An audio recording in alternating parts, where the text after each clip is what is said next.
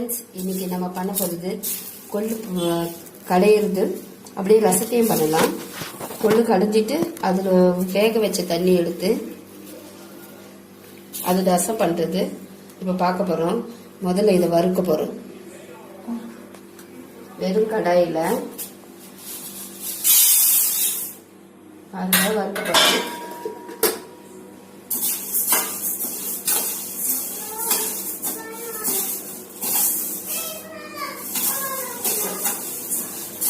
நல்ல வாசனை வர வரைக்கும் வறுக்கணும்.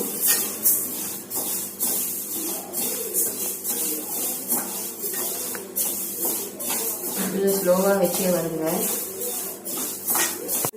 ஃபேட் குறையும்னு சொல்லுவாங்க.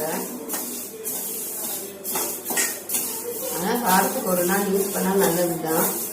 எல்லாரும் சாப்பிடலாம். ஆனால் நிறைய பேர் யூஸ் பண்ணுறதுல தெரியாததால இது ரொம்ப ஈஸி செய்யறது கூட தேவையே இல்லை. ஈஸியான ஒரு நல்ல பருப்பு இது. ஈஸியாக செய்யலாம். நல்லா வறுக்கணும். வாசனை வரும். நல்ல வாசனையாக இருக்கும். 10 நிமிஷத்தில் வறுக்கலாம்.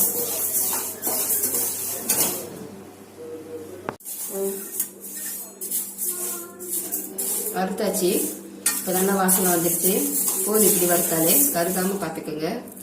நல்லா வந்துடுச்சு பாருங்க. இது போதும். இப்படி வறுத்தாலே வாசனை உங்களுக்கு வந்துடும்.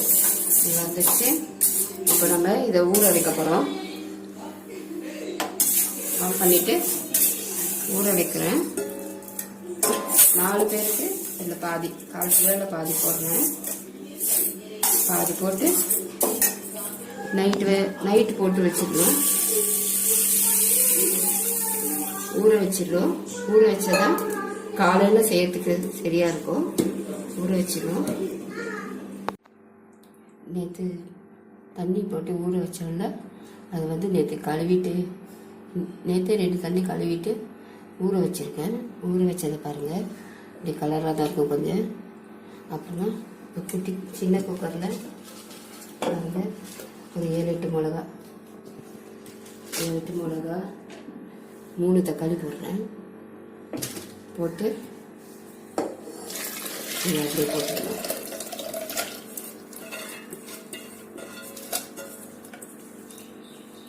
நல்லா தண்ணி ஊற்றிக்குங்க. 3 அளவுக்கு தண்ணி ஊற்றுங்க. 3 தக்காளி, 7-8 சிவப்பு மிளகாய். இப்போ வச்சுடுறேன். அதுக்குள்ள வச்சு மூடிடுவேன். 7 இல்லை 8 நல்லா வெந்திருக்கும். விசில் போடணும். 8 விசில் வரும். அது வரைக்கும் வைக்கணும். அப்போ தான் நல்லா வேகும். 8 விசிலாவது வச்சாதான் கொள்ளெல்லாம் வேகும். நல்லா வெந்தவுடனே எடுத்து காமிக்கிறேன். போயாச்சு, ஆறிடுச்சு. நான் கொஞ்ச நேரம் வச்சுருக்கேன். விசில் எடுத்துட்டு இப்போ நம்ம பார்க்குறோம். நல்ல வெந்திருக்கு பாருங்க. நல்லா வெந்துருச்சு. ரசம் செய்ய போகிறோம். முதல்ல இதில் 2 ஸ்பூன் ரசப்பொடி, கல் உப்பு, ஒரு பெரிய தக்காளி எடுத்து மசிச்சு வச்சிருக்கேன், அதை போடுறேன். அப்புறம் கருவேப்பிலை, கொத்தமல்லி, அதையும் நல்லா பொடியை கிள்ளி போட்டுருங்க. 2 பச்சை மிளகாய். இப்போ இந்த வேக வச்ச கொள்ளோட தண்ணி பாருங்க இருக்கு, அதை ஊத்துறேன்.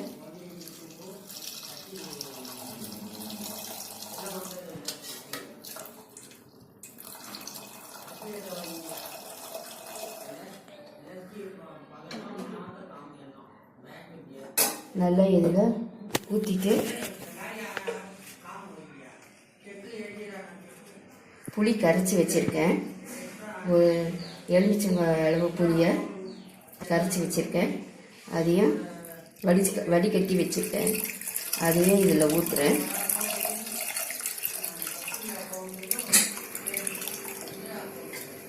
ரசப்பொடி, கல் உப்பு, தக்காளி, 2 பச்சை மிளகாய், கருவேப்பிலை, கொத்தமல்லி, கொள்ளு வடித்து ஊற்றின தண்ணி வச்சுருக்கேன்.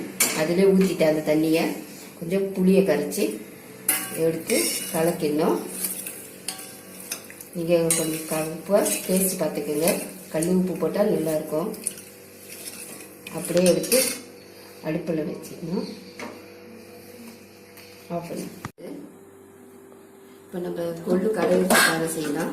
கொள்ளு கடையிறதுக்கு நான் முதல்ல இந்த மிளகாலாம் தனியாக எடுத்து வச்சுட்டேன். வெந்ததுலேருந்து பருப்போடு வெந்ததில் அதெல்லாம் எடுத்து வெளியே தனியாக வச்சுட்டேன்.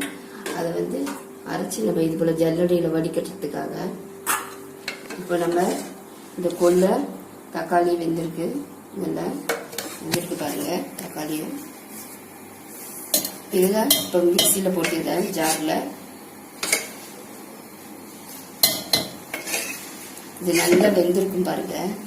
நல்லா நல்லா ஒரே ஒரு அடி அடித்தா போதும். மிக்சியில் நைஸாக அரைக்கக்கூடாது. கொஞ்சம் இதுவாக தான் இருக்கணும். நைஸாக அரைக்கவே கூடாது எப்பவுமே.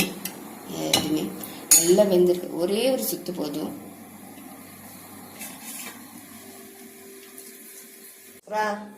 கொஞ்சம் கெட்டியாக இருக்கிறதால கொஞ்சம் தண்ணி ஊற்றுறேன். எக்ஸ்ட்ரா ரசம் மேலே தண்ணி ஊற்றிட்டு தாளித்து வச்சதுல வந்து பெருங்காயம் ஒரு தூள் போடுறேன். ஒரு இது போட்டுட்டு அடுப்பு பற்ற வச்சுக்கலாம்.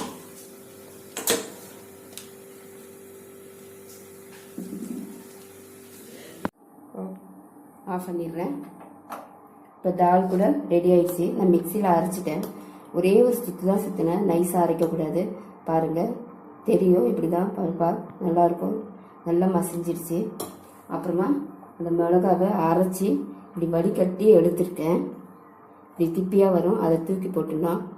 இதே அப்படியே அரைச்சா நல்லா இருக்காதுன்னு நான் வடிகட்டியிருக்கேன். வடிகட்டி இப்படி வந்திருக்கு. இதையும் கலந்துடணும்.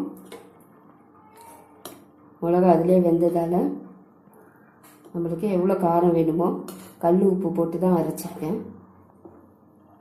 இப்போ மிளகா அந்த தண்ணியை இப்படி ஊற்றினா தான் சாப்பிட போது இந்த திப்பியெல்லாம் வராமல் இருக்கும். இப்போ எவ்வளோ காரம் வேணுமோ உங்களுக்கு டேஸ்ட்டுக்கு பார்த்துட்டு ஊற்றிக்கலாம். இது சரியாக இருக்கும். காரம் 8 மிளகா போட்டோம். சரியாக இருக்கும்.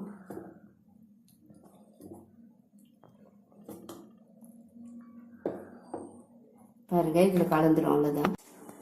நல்லா 2 கரண்டி எண்ணெயை ஊற்றி தாளித்து வச்சுருக்கேன். மிளகா கொஞ்சம் இது பெருங்காயம் போட்டிருக்கேன். கருவேப்பிலை போட்டு தாளித்து வச்சுருக்கேன். ரசம் கொதிச்சிருச்சு. கொதிக்குது பாருங்கள். நல்லா ரசம் கொதிச்சிருச்சு. இந்த தாளிப்பை எடுத்து இதில் ஊற்றிடுறேன். கொஞ்சம் தாளிப்பை எடுத்து ஊற்றிட்டா ரசம் முடிஞ்சிருச்சு. இதுதான் கொள்ளு ரசம். அந்த கொள்ளு வேக வச்ச தண்ணியிலே எடுத்து கொஞ்சம் புளி சேர்த்து எல்லாம் சேர்த்து பண்ணது டேஸ்ட்டாக வந்துடும். நல்லாயிருக்கும். கொள்ளு ரசம் சாப்பிட்டா நல்லது. கொள்ளு தண்ணி வேக வச்சதை வேஸ்ட் பண்ணாமல் நம்ம ரசம் பண்ணிட்டோம். கொள்ளு ரசம் இதுதான். பாருங்கள் ரொம்ப ஈஸி செய்யறது. தாளிச்சதில் ஒரே சின்ன வெங்காயம், சின்னதாக ஒரு சைஸ் வெங்காயம் எடுத்து பொடியாக நறுக்கியிருக்கேன். அதை வெங்காயம் போட்டு வதக்குறேன். ரொம்ப வறுக்கக்கூடாது. லேசாக வதக்கினா போதும். இதை எடுத்து நல்லா லேசாக வதக்கிக்கலாம். சின்ன வெங்காயம் எடுத்தாலே போதும். பொடியை நறுக்கி வதக்கிட்டுருக்கோம்.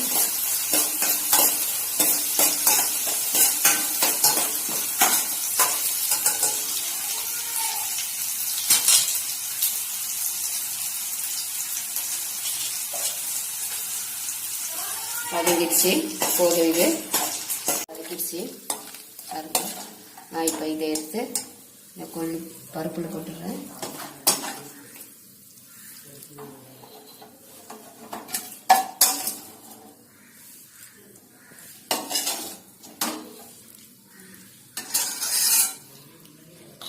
கலந்துட வேண்டியதுதான். கொள்ளு பருப்பு கடையில் நல்லா வந்துடுச்சு பாருங்கள். நல்லா எண்ணெய் ஊற்றி வதக்குனது, வெங்காயம் வதக்குனது பருப்பில் போட்டாச்சு. ரசமும் வந்துடுச்சு. ரசமும் இருக்கு பாருங்க. ரசம் பருப்பு கொள்ளு பருப்பு கடைஞ்சது நல்ல டேஸ்ட்டாக வந்திருக்கு. ரசமும் கொதிச்சு ரெடியாக இருக்கு. அவ்வளோதான், ஈஸியான வேலை. கொள்ளு வாரத்துக்கு ஒரு நாள் செஞ்சால் நல்லது. சாப்பிட்டு பாருங்க. உங்களுக்கு பிடிச்சதுன்னா, இந்த வீடியோ பிடிச்சதுன்னா லைக் பண்ணுங்க, ஷேர் பண்ணுங்க, சப்ஸ்கிரைப் பண்ணுங்க.